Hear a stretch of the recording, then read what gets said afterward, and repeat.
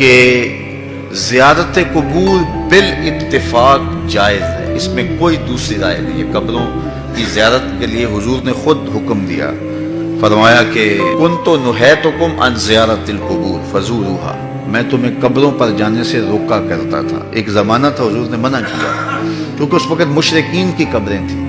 پھر اس کے بعد جب جنت البقیع بنی اور اس طرح مختلف جگہوں پہ مسلمانوں کی قبریں بنی تو پھر حکم دے دیا، کیوں؟ لأنها تذکر الآخرہ، اس لیے قبریں آخرت کی یاد دلاتی ہیں۔ تو قبروں کی زیارت بالاتفاق جائز ہے، لیکن اس کے اندر یہ فرق کر دیا کہ یہ مردوں کے لیے جائز ہے، عورتوں کے لیے حضور علیہ السلام کی قبر انور کی حاضری حضور کی شفاعت کا سبب و ذریعہ ہے۔ اس کے علاوہ حضور علیہ السلام کا فرمان ہے لعن رسول اللہ زوارات القبور، قبروں پر جانے والی عورتوں پہ رسول اللہ نے لعنت کی ہے۔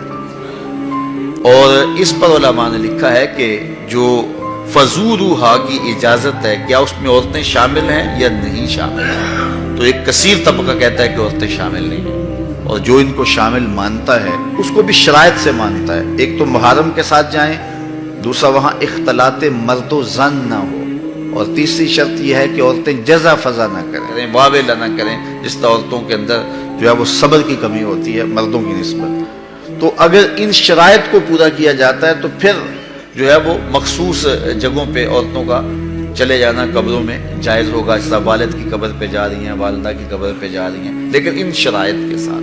لیکن بعض نے کہا کہ نہیں، مطلق نفی ہے، لیکن جنہوں نے جواز قرار دیا انہوں نے بھی ان 4-5 شرائط کے ساتھ جو ہے جواز قرار دیا۔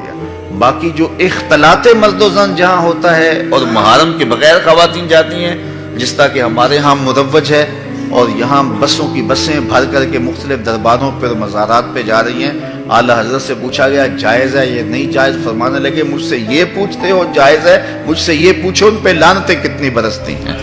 فرمایا جب وہ گھر سے